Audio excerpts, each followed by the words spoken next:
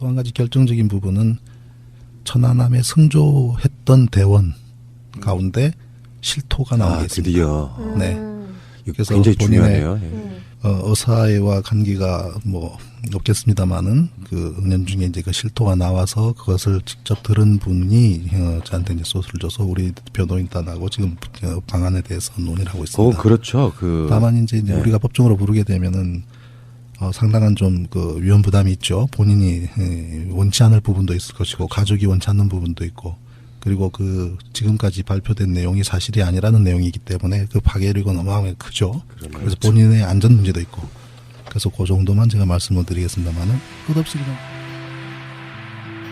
자, 두 번째 이야기는 천안함 이야기를 한번 해보겠습니다. 신상철 대표님이 천안함 재판 1심에서 지금 유죄가 나신 거고요. 2심에 지금 돌입하신 거예요. 5년 만에 1심 재판이 끝났기 때문에 이건 사실상에 이제 최소한 7년 이상 걸리는 그런 재판이 될 걸로 보이는데 그간의 경과를 좀 간단하게 좀 부탁드릴게요. 1심 재판이 5년을 끌었는데 2010년부터 시작을 해서요. 2010년 천안함 사고 3월 달에 천안함 사고가 나고 5월 달에 기소가 돼서 이제 5월부터 검찰 조사가 시작이 돼서 8월 달에 기소가 됐고 9월부터 재판이 시작됐거든요.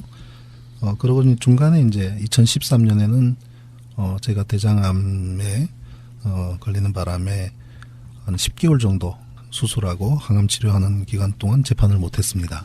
그리고 이제 2013년 10월 달에 재판이 재개가 되어서 작년 2016년 1월 25일 날 1심 선고가 났어요.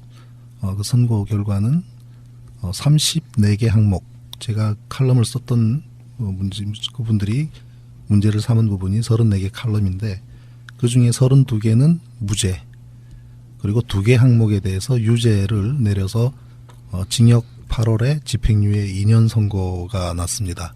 그게 이제 작년 1월 달이고요. 그 유죄가 정확하게 2개가 뭡니까? 어떤 이유? 그게 김태용 국방장관에 대한 명예훼손 부분, 그다음에 해군에 대한 명예훼손 부분이라는 부분인데 예를 들면은 제가 이제 천안함 선체를 조사를 하고 이렇게 가서 보니까 스크래치 부분이 굉장히 희미하더라. 배가 올라왔을 때 종방향으로 쭉 나 있던 스크래치 부분은 선박이 그러한 스크래치가 나는 종방향으로 나는 그냥 단순한 스크래치가 아니라 선박 전반에 그거는 육지 땅 구조물을 접촉을 했기 때문에만 발생하는 거거든요. 뭐 고래가 가서 등을 문질러서 생기는 것도 아니고요. 뭐 대왕 문화가 휘감은 것도 아니고 그래서 땅을 만난 확실한 증거 그것만 보면 우리 뱃사람들은 저거 뭐 땅하고 한번 받았네 뭐 긁어 먹었네 그건 뭐 뱃사람이라면 누구나 알 수 있는 그런 건데 그게 굉장히 희미해져서 어느 순간에 그래서 저는 이제 거기다 뭐 의문을 제기했죠. 왜 이렇게 이건 증거인멸에 해당한다.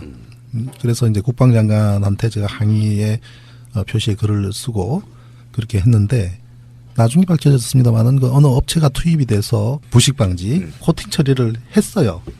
저는 그 당시에 몰랐었는데 코팅 처리를 하고 이 선박 자체가 증거물이잖아요. 그러면 그것을 갖다가 이렇게 이 외판에 손을 보는 거는 굉장히 조심스러운 부분입니다. 그렇죠. 또 하면 한다라는 것이 이제 알려져야 되고 또 그다음에 그 증거를 훼손하지 않는 범위 내에서 부식을 방지하는 정도의 코팅, 예를 들면 투명한 아크릴 위에서 뭐 도포를 한다든지 이런 형태가 아니라 아예 그라인딩까지 해버리고 하게 되면 아예 증거를 인멸해버리는 거거든요. 그렇죠. 네. 그래서 그러한 흔적이 너무나 역력해서 그에 대해서 이제 이의제기를 했더니 이제 그 부분이 국방장관을 내 명예를 훼손했다고 본다는 거예요. 재판부는.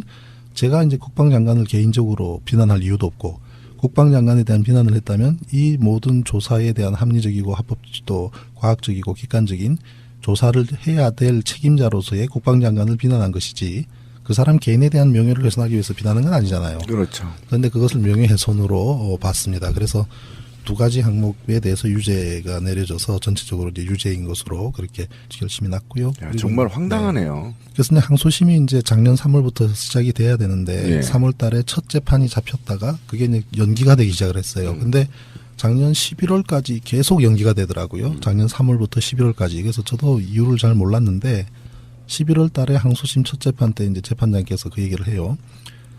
이 사건이 굉장히 복잡하고 힘든 어려운 사건이다.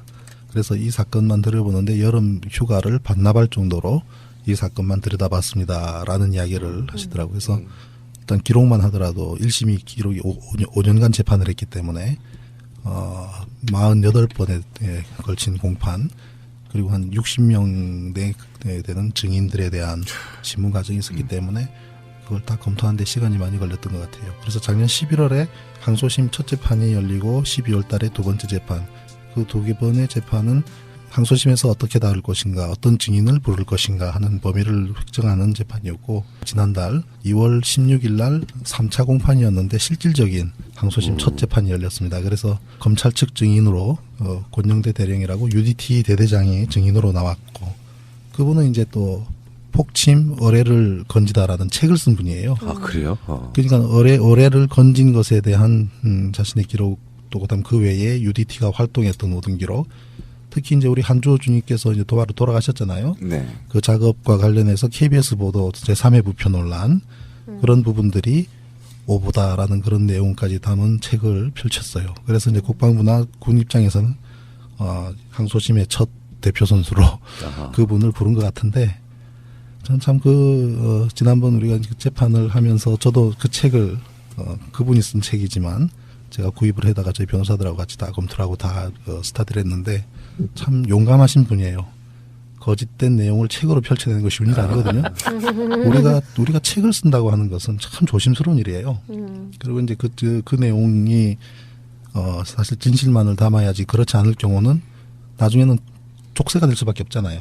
그래서 그렇죠. 활자 매체로 그대로 남아 있는 거기 때문에, 그래서 조심스러울 수밖에 없는데, 거기에 이제 그 많은 내용들이 사실과 다른 부분들이 적혀있는 것을 밝혀내서 나중에 도대체 어떻게 감당하려고 그러는지.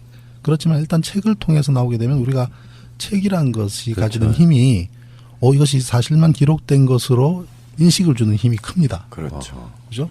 그래서 양면성을 가지고 있어요. 그래서 이제 그 부분에 대해서 집중적으로 저희가 이제 준비를 하고 있는데, 다음번에 그 부분에 대해서 우리 측 증인으로 이제 우리가 새로 요청하기로 했습니다. 그렇게 했을 때 이제 그분이 썼던 내용들에 대해서 중점적으로 보게 됐는데, 특히 이제 한 가지 예를 들면, 제3의 부표와 관련된 부분은 그 함수도 아니고 한미도 아닌 곳에 또 하나의 부표가 있다. 이게 제3의 부표거든요. 그래서 함수도 아닌 제1부표, 한미 제2부표도 아닌 왜 여기에 부표가 있느냐라는 것을 KBS 기자 세 사람이 취재를 한 거로부터 출발하는데, 그 밑에 있는 물체, 길이 60m짜리 물체가 도대체 뭐냐. 천안함은 반토막 나서 88m짜리 배가 함수가 47m, 한미가 37m이기 때문에 60m하고는 전혀 관계가 멀어요. 그리고 그것의 위치는, 그 위치의 부위는 한주호 준이가 29일 날, 그러니까 28일 날 함수함이 다 찾아요. 함수함이 다 찾고 부위 설치한 그 다음 날 어군 탐지기를 이용을 해서 별도로 찾아서 별도로 부위를 설치했다는 것도 이미 증언으로 나왔고, 또 그 안에 있는 물체에 두 팔 벌려 둥그런 해치로 다녔다 그랬죠. 천안함 함수에는 두 팔 벌려 해치 다닐 이유가 없어요. 왜냐하면 사람이 서서 다닐 만큼 큰 해치가 많습니다, 좌우로. 네. 그렇기 때문에 두 팔 벌려 둥근 해치에 굳이 산소 통을로 메고 들어가는 것조차도 그 구조 자체가 천안함 구조가 아니고, 또 결정적인 것은 천안함 함수는 반드시 누워 있었어요. 옆으로 90도로 우연 쪽으로 쓰러져서 완전히 90도로 넘어져서 우연 갑판에 이 거대한 바위 덩어리가 꽂혀 있을 정도로 완전히 넘어갑니다.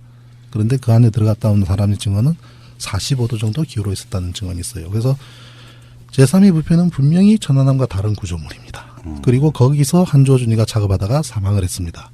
그런데 이분은 책을 통해서 그거는 KBS는 오보였다. 오보였고, 그리고 그 한주호 준이와 함께 작업한 사람들이 옆에 있었다. 그렇게 이야기를 해요. 그러면 그 책을 보는 사람은 그게 진실인 것처럼 믿어져요. 사실 우리 변호인들께서도 헷갈려 붙는 그런 부분에서, 이거는 그 거짓말을 썼을 리가 있느냐라는 거죠. 그럼 저희가 할 수 있는 것은 그 당시에 옆에 같이 있던 사람들 명단을 제출하라는 거죠. 제출 못할 겁니다. 다 미국 사람들일 테니까. 그래서 이제 그런 부분들, 예를 들자면 그러한 부분들을 이제 항소심에서 좀 더 심층적으로 좀 싸우게 될 것 같습니다. 현재는 지금 여론에서 멀어진 사건이기는 하지만 정권이 바뀌고 나면 재조사가 가능한 사건이 또 되지 않을까요? 재조사가 돼야 되는 부분이죠. 네. 그리고 이제 그동안에 새로운 몇몇 부분들은 결정적인 증언들이 좀 있어요. 그게 앞으로 지금 현재는 이제 최순실 국정농단 사건이 전국을 주도하고 있기 때문에 다른 데 이제 열이 없겠습니다만은, 그거 끝나고 나면은 아마 이제 천안함의 진실 부분이 분명히 화두가 되리라고 저는 생각을 합니다. 그 결정적인 몇 가지 증언 한 3가지만 말씀드리면, 천안함에 사고가 나니까 사고가 났을 때 제일 먼저 달려가는 국가기관이 있습니다. 한국성급협회. 세월호에서도 한국성급협회에 좀 그 구설수에 올랐었죠. 허가한 부분이라든지 뭐 이런 부분들에서 이제 비협한 부분들이 발견됐지 않습니까? 한국성급협회는 선박이 사고가 났을 때 그 사고 원인과 관련해서 조사를 하게 돼 있습니다. 그래서 그 배를 조사를 했던 그 선박 검사를 했던 그 수석 검사관 이런 분들과 관련된 분들이 증언이 일부 있어요. 사실과 다르다는 부분이겠죠. 그리고 검사를 나왔을 때 결론대로 최종 레포트가 되지 않은 부분 그런 것에 대한 증언을 확보한 게 있는데 다만 이제 저희가 이제 그 법정으로 증인으로 이제 출석을 부탁을 했지만 꺼려해요 그런 거는. 그래서 이제 나오는 데는 조금 문제가 있지만 그러한 증언이 확보된 상태고 다만 이제 우리가 그 합조단에 KR 소속으로 합조단 조사위원으로 활동하신 분을 지금 법정으로 불러놓은 상태입니다. 나와서 사실을 말하든 거짓을 말하든 일단 저희들은 질문을 해볼 필요가 있기 때문에 그렇고 또 이제 인양과 관련된 업체 그 크레인과 관련된 그 업체에 소속된 분들이 사석에서 한 이야기들이 좀 있어요. 진실은 그렇지 않다는 내용이죠. 그래서 그런 부분들에 대해서 우리가 또 변호인단하고 원언을 하고 있고요. 또 한 가지 결정적인 부분은 천안함에 승조했던 대원 가운데 실토가 나온 게 있습니다. 드디어. 네. 그래서 굉장히 본인의 중요하네요. 의사와 관계가 뭐 없겠습니다만은 그 은연중에 이제 그 실토가 나와서 그것을 직접 들은 분이 저한테 이제 소스를 줘서 우리 변호인단하고 지금 방안에 대해서 논의를 하고 있습니다. 그렇죠. 다만 이제 네. 우리가 법정으로 부르게 되면은 상당한 좀 그 위험 부담이 있죠. 본인이 원치 않을 부분도 있을 것이고 가족이 원치 않는 부분도 있고 그리고 그 지금까지 발표된 내용이 사실이 아니라는 내용이기 때문에 그 파괴력은 어마어마하게 크죠. 그래서 본인의 안전 문제도 있고 그래서 그 정도만 제가 말씀을 드리겠습니다만은 끝없이 그냥 묻어둘 수는 없죠. 그죠? 어느 순간에서는 그러한 모든 것이 다뤄지고 나타나야 될 겁니다. 그래서 저는 이제 천안함 7주기가 다가오는데 이제 3월 26일이 되면 7년째 아닙니까? 네. 이 당사자분들의 결심이 필요하다고 봐요. 그 당사자분들은 희생하신 가족분들도 참 마음은 안타깝습니다만은 그리고 이제 지금 생존한 대원들의 가족분들도 마찬가지고 그분들은 정말 진정한 영웅이 되는 방법을 찾는 게 전 중요하다고 그렇죠. 봅니다. 진정한 영웅은 진실을 말하는 겁니다. 그렇죠. 진실을 말하고 진실을 밝히는 나중에 그것이 본인들의 의지와 관계없이 외부에 의해서 조사에 의해서 진실이 드러났을 때 도대체 어떻게 감당하겠습니까? 그리고 고인이 된 분들이 과연 그렇게 진실을 묻어두고 있는 것을 과연 바랄지 한번 진지하게 생각해 볼 필요가 있다고 생각합니다. 수십 명이 돌아가신 사건이거든요. 진실이 그렇죠. 뒤바뀌어 있다라고 하면 그 자체가 본인들 스스로에게 죄를 짓는 거고요. 또 중요한 문제가 우리가 천안함 사건에 대한 처음부터 사실 그대로 교통사고가 발생한 그대로 얘기를 하고 물속에 가라앉은 선박 그리고 그 안에 있는 인명 이에 대해서 우리가 집중적으로 정치화할 것이 아니라 이 사건 자체를 정치적인 형태로 끌고 갈 것이 아니라 그런 해난 구조와 해난에 대한 공부를 할 수 있는 계기로 삼고 우리가 거기서 교훈을 얻고 또 준비를 하고 했었다면 4년 뒤에 우리가 그 해난 사고에서 더 많은 대응을 더 잘 할 수 있는 그런 거를 천안함 사건을 통해서 매뉴얼도 만들고 축적을 했었어야 되는데 이것을 그냥 정치적인 사건만으로 끌고 가는 바람에 그럴 수 있는 우리는 기회조차도 놓친 거죠. 중요한 부분이라고 그리고 생각합니다. 또 미래에 일어날지도 모를 동일한 사건에 대해서 대비도 지금 안 되고 있는 거잖아요. 그렇죠. 그 진실을 밝힐 수가 없기 때문에. 그러면서 자기들이 온갖 진실을 숨겨놓고 우리 보고 정치적이라고 해요. 그렇죠. 어떤 사건도 명쾌하게 그게 기승전결이 이루어지면 아무도 의혹을 제기하지 않거든요. 정말 그래서 그런 말씀들 많이 하셨잖아요. 세월호 사건의 시작은 천안함 사건이었다.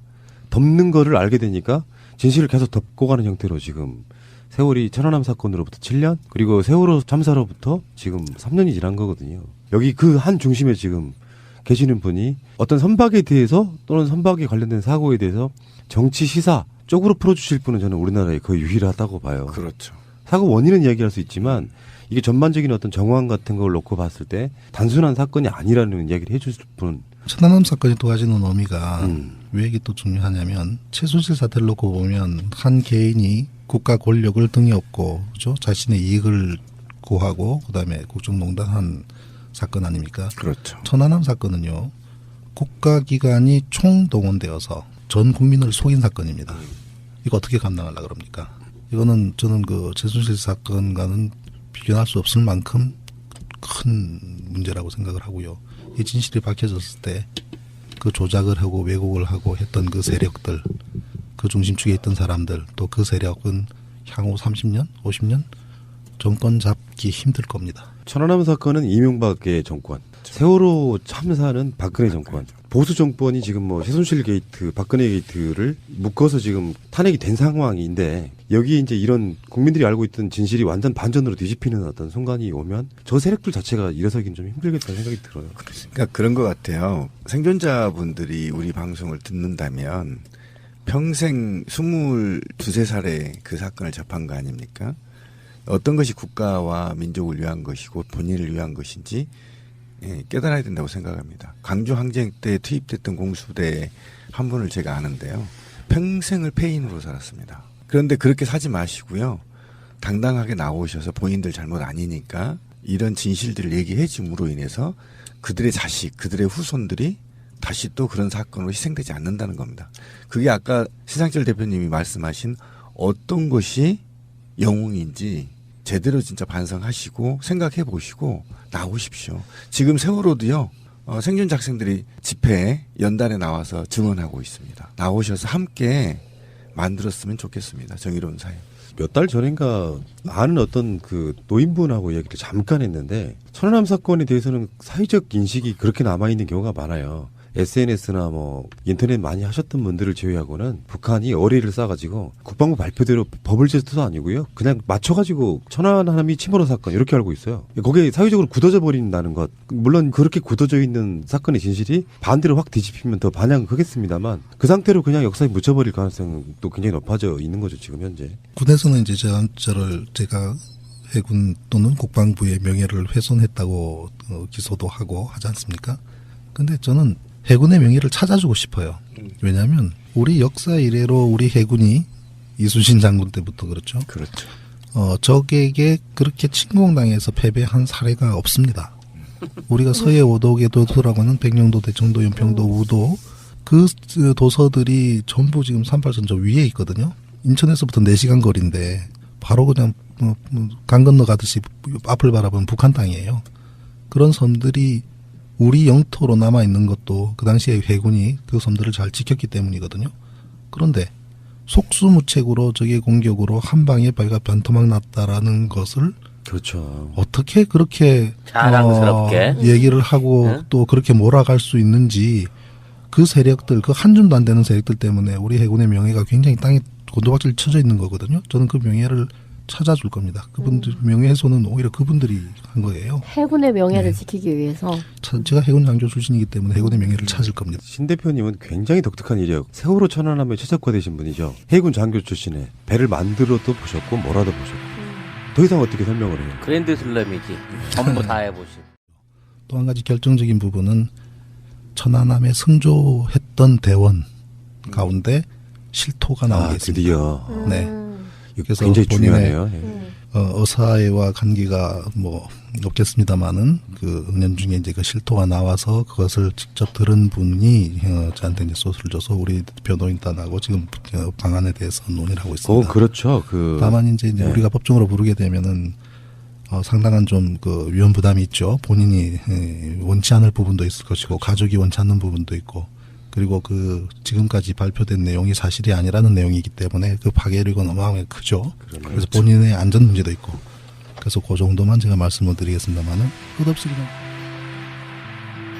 자, 두 번째 이야기는 천안함 이야기를 한번 해보겠습니다. 신상철 대표님이 천안함 재판 1심에서 지금 유죄가 나신 거고요. 2심에 지금 돌입하신 거예요. 5년 만에 1심 재판이 끝났기 때문에 이건 사실상에 이제 최소한 7년 이상 걸리는 그런 재판이 될 걸로 보이는데 그간의 경과를 좀 간단하게 좀 부탁드릴게요. 1심 재판이 5년을 끌었는데 2010년부터 시작을 해서요. 2010년 천안함 사고 3월 달에 천안함 사고가 나고 5월 달에 기소가 돼서 이제 5월부터 검찰 조사가 시작이 돼서 8월 달에 기소가 됐고 9월부터 재판이 시작됐거든요. 그러고 중간에 이제 2013년에는 제가 대장암에 걸리는 바람에 한 10개월 정도 수술하고 항암 치료하는 기간 동안 재판을 못했습니다. 그리고 이제 2013년 10월 달에 재판이 재개가 되어서 작년 2016년 1월 25일 날 1심 선고가 났어요. 그 선고 결과는 34개 항목, 제가 칼럼을 썼던 것을 KBS 기자 3사람이 취재를 한 거로부터 출발하는데 그 밑에 있는 물체, 길이 60m짜리 물체가 도대체 뭐냐.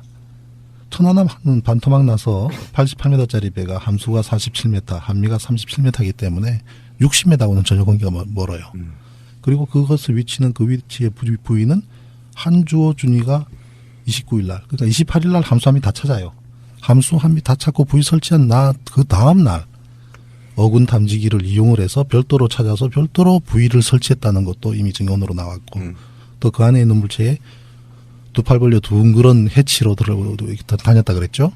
천안함 함수에는 두 팔 벌려 해치 다닐 이유가 없어요. 왜냐하면 사람이 서서 다닐 만큼 큰 해치가 많습니다. 좌우로. 네. 그렇기 때문에 두 팔 벌려 둥근 해치에 굳이 산소 통을로 메고 들어가는 것조차도 그 구조 자체가 천안함 구조가 아니고 또 결정적인 것은 천안함 함수는 반드시 누워 있었어요. 옆으로 90도로 우연쪽으로 쓰러져서 완전히 90도로 넘어져서 우연 갑판에 이 거대한 바위 덩어리가 꽂혀 있을 정도로 완전히 넘어갑니다. 그런데 그 안에 들어갔다 온 사람의 증언은 45도 정도 기울어 있었다는 증언이 있어요. 그래서 제3의 부표는 분명히 천안함과 다른 구조물입니다. 그리고 거기서 한주호 준이가 작업하다가 사망을 했습니다. 그런데 이분은 책을 통해서 그거는 KBS는 오보였다. 오보였고 그리고 그 한주호 준이와 함께 작업한 사람들이 옆에 있었다. 자신 그렇게 이야기를 해요. 그럼 그 책을 보는 사람은 그게 진실인 것처럼 믿어져요. 사실 우리 변호인들께서도 헷갈려 붙는 그런 부분에서 이런 거 거짓말을 썼을 리가 있느냐라는 거죠. 그럼 저희가 할 수 있는 것은 그 당시에 옆에 같이 있던 사람들 명단을 제출하라는 거죠. 제출 못할 겁니다. 인멸해 버리는 그렇죠. 거거든요. 네. 그래서 그러한 흔적이 너무나 역력해서 그에 대해서 이제 이의 제기를 했더니 이제 그 부분이 국방장관을 내 명예를 훼손했다고 본다는 거예요. 재판부는.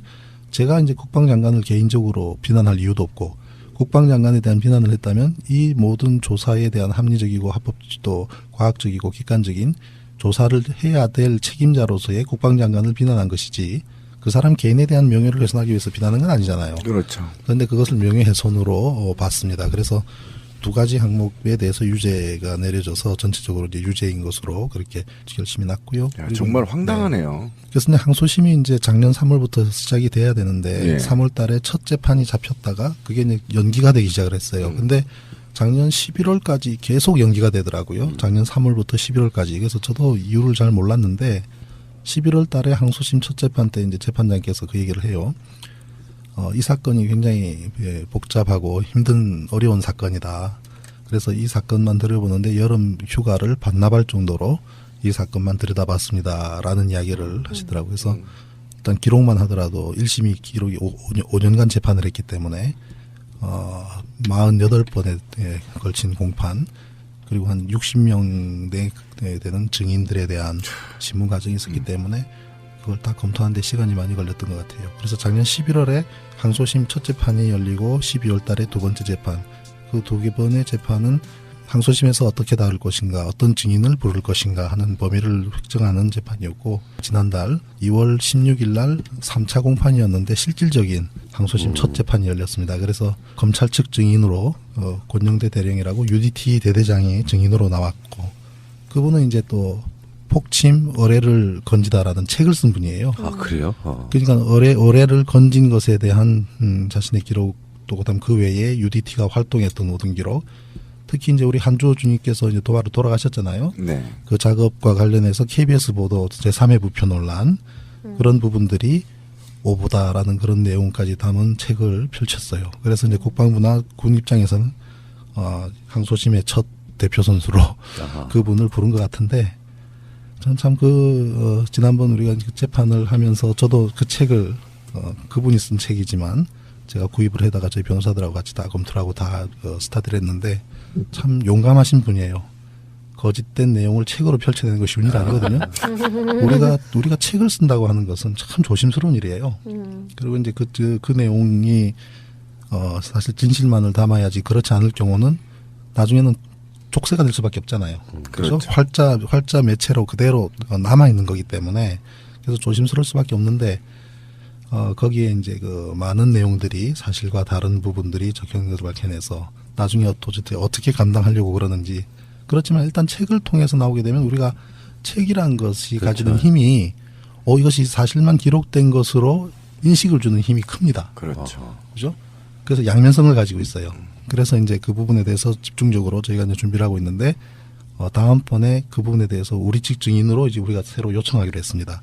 그렇게 했을 때 이제 그분이 썼던 내용들에 대해서 중점적으로 보게 됐는데 특히 이제 한 가지 예를 들면 제3의 부표와 관련된 부분은 그 함수도 아니고 함미도 아닌 곳에 또 하나의 부표가 있다. 이게 제3의 부표거든요.